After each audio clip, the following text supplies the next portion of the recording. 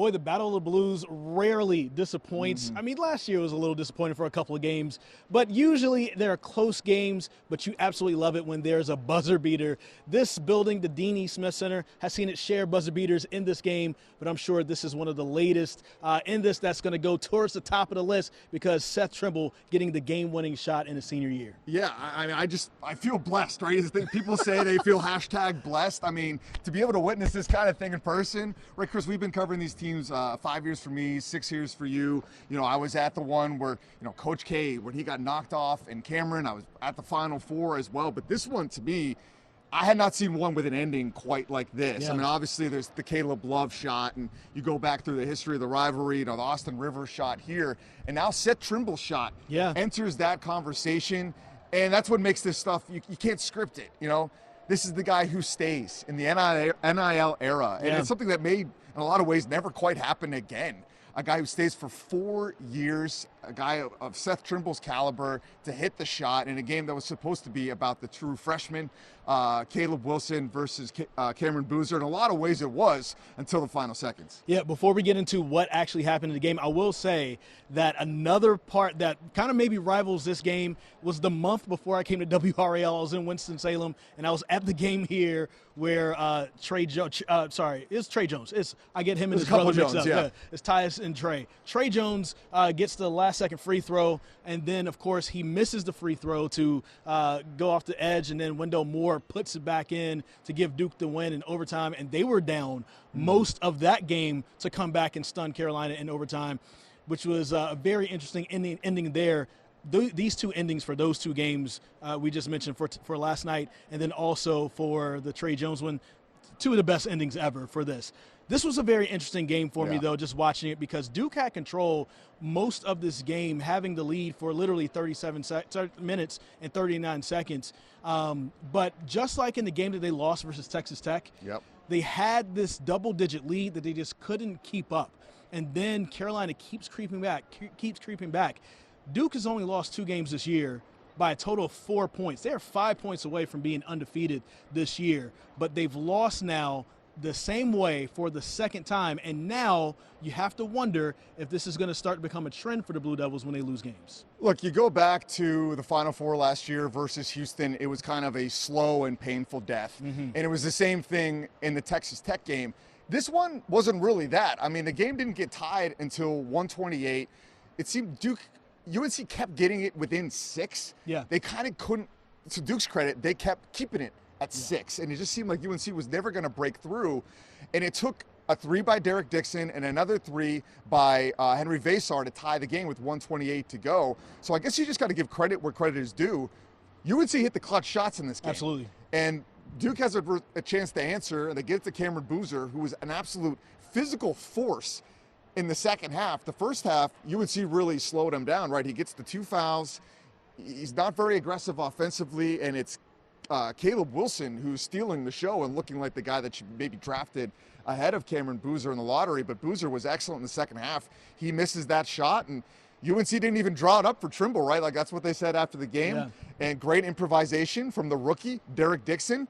I was talking to his dad in the stands before the game, and I was like, hey, you know, since your son's been in the starting lineup, things are looking good. He hits the clutch shot at Kentucky. He's a big shot player. And what do you know? He hits a big 3, makes the big pass to Seth Trimble. I did think it was interesting, though, with the changes that Carolina made in the second half, because if Caleb Wilson didn't score the way he did, honestly, it was Caleb Wilson's 19 in the first half and Seth Trimble's 6 in the first half. That was pretty much all of Carolina's points besides 2 3-pointers, one by Jonathan Powell, and then another one, I can't remember who hit the other one, but really just 6 other points from 2 other players. Vasar was a donut in the first half, and then also Stevenson was a donut in the first half. Not a lot of contributions from other players. It felt like Carolina's only offense was, hey, get it to Caleb Wilson and clear out in the first half. That was all they really had. Second half, you started getting those contributions, and that's what helped to get them to their comeback. And Caleb Wilson not really a part of the offense that much in the second half, but he didn't need to be because he did so much damage in the first half that you had to pay him extra special attention, and then everybody else found open looks. But a big part of this game that was a big part of maybe why Duke lost this game was the foul trouble. I mean, Patrick Ngangba didn't play much in the second half, picked up a quick fourth foul when the second half began, came in, wasn't in for very long until when he picked up his fifth, and he was gone with about 8 or 9 minutes left in this game. He's our starting center for a reason, and Duke really couldn't run a lot of the offense that they wanted to run. Malik Brown is great, but he also is not much of a scoring threat when he's on the floor. Ngangba is more of a scoring threat for Duke, and you saw things get a little bit tight. They start losing a little bit more rebounds. That rebounding margin was very wide in that first half, got a little bit closer in the second half, and Carolina was able to call back. And Shire kind of politely called out the officiating after the game in a way to not get himself fined. Carolina is going to be the team that gets fined for the court storm. We're going to dig deeper into that in a second. And the way Shire said it, we're reacting like minutes after the game here. He said there was only one foul called on UNC, I believe, in the second half. He said that's hard to believe. Hearing that is hard to believe. But you got to think that's why it's home court advantage, right? In my 5 seasons now covering UNC, I think this was the best atmosphere I've ever seen here. Is that a little bit recency bias? It might be. Like, I was here in Coach K's final game here. Like, you think that would have been the best atmosphere, but it was truly electric in this building. You know, there was a little like light strands everybody had on their wrists, just adding to it, and the fans just nonstop throughout the game. You think that probably had an impact on the officiating. And so Shire had a right to maybe question that, but I got to give a lot of credit to UNC. You talked about Caleb Wilson kind of willing them back in it at the beginning, because to me, like, I thought going into this game, UNC could play a great game and still lose by 10. For sure. And for most of this game, it was playing out that way. It felt like it was going to be that, yeah. UNC was not generating a consistent good look. They were playing with some of their best energy and effort and defensive intensity I've seen all season. They just weren't generating consistent good looks. But they apparently got enough of them, including the Seth Trimble shot at the end. So to go back to the free throw thing, Carolina made more free throws than Duke attempted. They were 11 of 14. Duke was 5 of 6. And, I mean, let's keep it real. I mean, since the Coach K days, Duke is known for getting to the free throw line. So it did feel like there was somewhat of a discrepancy. I will say this, no matter which way you look at it, there was a play right here on this side. It was in the second half. I want to say it was Derek Dixon puts his shoulder into Cameron Boozer, and there's no call. Dixon ends up making the layup. But I was upstairs like, that's a call. That's a foul on somebody. It's either Boozer for blocking or it's Dixon for offensive foul. Something has to be called. Like, you know, there's clear contact right there. It just never felt like the officiating had a flow to the game. But either way, Duke is not going to use that as an excuse. The players didn't want to use as an excuse at the end of the game. They said, hey, Carolina was better than us in the second half, and we're going to use that to fuel us for our games coming forward. One thing I thought that was also just kind of very interesting after the game was where we interview the players. There's some fans that also can come by that tunnel to leave the Smith Center. And so they can look past this black curtain that's there and see us interviewing Cam Boozer. And there were fans doing, like, basically jeering at Boozer while he was doing post-game interviews with us. And you got to wonder what the response is going to be for Duke when they face Carolina next month for round 2. And it just, you got to know competitors are going to come back and have that fire. They're going to use something to get behind them and put that battery in their back. You kind of wonder if that moment back there and then what happened with the court storming will end up being that. Well, Luke, if you want to follow me for a second, because we're right next to where I was during the court storm, and this whole court is filled with fans, right? There's actually 0.4 seconds still left on the clock. Cameron Boozer is standing right here up against this wall, all 6'10" of him, looking over the crowd, right? So you talk about him soaking in that moment with the fans. He's soaking in, or with the fans yelling at him as they walk by. He's soaking in that moment with all these fans on the court here as well. And, you know, UNC had the motivational edge going into this one, right? They lost all 3 games last season. Now, most of those guys weren't on this team. But, yeah, absolutely. Definitely something to motivate Duke going forward. You know, and this game was here, right? It's in Chapel Hill. I think I probably owe UNC fans an apology for how hard I was on the Tar Heels and on Hubert Davis specifically after the California road trip. But I think there was a right to be, right? Yeah. Like, they laid an egg twice. When they lost to Stanford, it's one thing to be basically dominated by Cal and have virtually no defensive intensity until the end of the game. is completely unacceptable. And I think most UNC fans agree with me. But I will call it like it is and give Hubert Davis and this team a lot of credit for the response since. They've won, 5 in a row since that Cal loss. Now, some of those games were, it's Notre Dame, it's Syracuse. Like, It's not exactly like top of the ACC kind of teams. Well, this is one of the best teams in the entire country. One of the reasons I'm so hard on this Carolina team is because I think it's the most talented one Hubert Davis has had. You have a true freshman in Caleb Wilson that might go down as the best freshman in UNC history. This is a Final Four caliber level team, and Hubert Davis was not getting the most out of them, but he has broken through.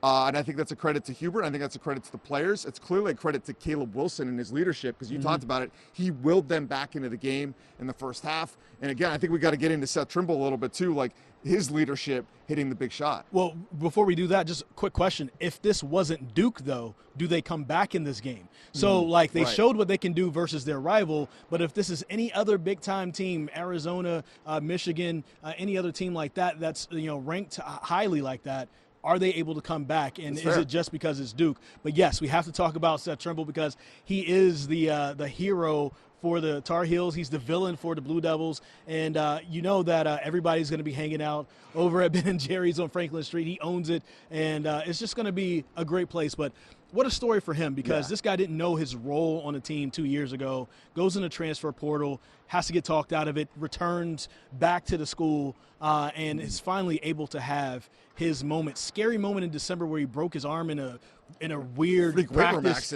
accident there. But he's able to return, able to get his footing under him, and able to hit one of the biggest shots in the history of this historic rivalry. I mean, great story for somebody like him who decided to stay. Right, because so many of the great moments in this rivalry's history are with the guys that stayed. Yes. And that just may never really happen again. Like, the story of this game was supposed to be the true freshman. Last year, it's Cooper Flagg, understandably.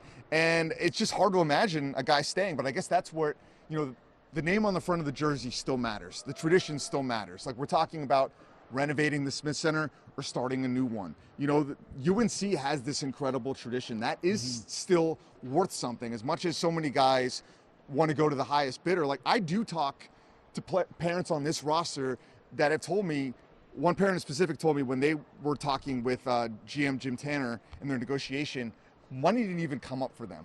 It was truly just about the school. And I know, talking with the Trimbles, how important, this is much more about money to them. Obviously, he owns the Ben & Jerry's. He's money savvy, but he understands the big picture. He understands the names that are up in these rafters and how important that is to him. He's a kid that does a ton for the community here in Chapel Hill. Like, he owns a business, but he's also in the hospitals. He's a guy that stays and signs every autograph. For sure. He answers all the tough questions with the media now for years. And think about how hard it was for him to be a leader when he breaks his forearm in this freak accident. That was a moment that, they could have taken down a different road if they wanted to. They certainly took the high road with how they handled it with this school. And for him to get rewarded is just really special and something you can't make up. I mean, he should never have to buy a drink on Franklin Street ever again for the rest of his life. I mean, that moment is going to get played so much when you look at the history and the recaps of what this rivalry is. You're going to put in that moment along with Austin Rivers, along with Trey Jones and Wendell Moore, along with the big, I guess, Jeff Capel moments and the big Tyler Hansbrough moments that we've seen in the past. Seth Trimble is now, his name is going to be up there. He may not have the best stats or be one of the best all-time Carolina players, but he's going to be an all-time hero for this school and for the fans of this school, just because of what happened here on the court in that corner over there. Seth Trimble putting his name forever in history. Last thing I think we got to touch on is the court storming. And maybe for some people, it'll probably be the first thing that's talked about, because it's the clickbait, right? It's like the debate. Should we court storm? Should we not? And this really got reinvigorated when Kyle Filipowski at Wake Forest a couple years ago, that image of him in the middle of the court, he gets brushed by all these fans rushing. His knee kind of buckles. His ankle, his knee. It looked like it could have been serious. It ended up not being so. But John Shire was very adamant in that moment that something needed to be done. Something has been done. Like, the ACC has tried to curb this response, but it's college athletics. You've got You know what I mean? Like it's woven into the fabric of the sport, so it's hard to get rid of. But when you've got John Shire saying that he had a staff member get punched in the face. You said you saw his wife crying. Yep. And I know I was out there with my camera trying to like get footage on my shoulder. I keep getting bumped and hit. It's falling off. I try to take out my phone. Eventually, like you kind of go into safety mode. Yeah. And so it can be scary, even more so in football. And so that's unfortunate that like this great ending and this great moment and this great visual then gets marred like this. I don't really know like what the right answer is because they're trying their best. This is probably another discussion for another day, but college basketball doesn't know what it wants to be right now. It's technically a professional sport. You don't really see the Cavs storm the court if they beat the Lakers on the last second shot, right? But it's still college, and you want to keep what's sacred to college here. But also, we know that sometimes people can take it too far, especially in a rivalry like this. I mean, if we don't have other things, I don't mean to like compare this to big tragedies, but we do have tragedies that have happened where folks have just walked into movie theaters or whatever and just start shooting simply because they don't like somebody's personal or political preference, right? Those things happen. And when it's a rivalry like this, there's real hate. I would say there's folks on both sides that probably hate the other team more than they like their actual teams. So you don't know what could happen to those players. So, and even here, if you like, we showed the setups before. If Luke, you just kind of go over right here, if you just look over to the side right there where the seats come down, you can literally just walk out of your seat and come on the court. Yeah. And the student section is right behind the camera as well. And actually the students were even a row closer today. Like normally the cheerleaders kind of have the front row, and I noticed the cheerleaders weren't there, probably because they made extra room for students. So, I mean, they've beefed up security. Bubba Cunningham, which is something I had not seen before, did a press conference and basically just apologized from what I saw. I need to go back through it. So, it's a tricky one. It's hard to find the right answer because you want to, like you said, this is now becoming a professional sport, but you want to preserve what's left of it. And I'll give you the final word here. It's something that's a debate that's certainly going to rage on. Probably something that we can talk about for another day, but we'll have to see what ends up happening here. But ultimately, the Battle of the Blues is amazing. You're going to have controversy. You have a last-second shot. It's what we all pretty much want, and that's just part one. Part two coming next month. For Pat Welter, I'm Chris Lee. Thank you guys for watching.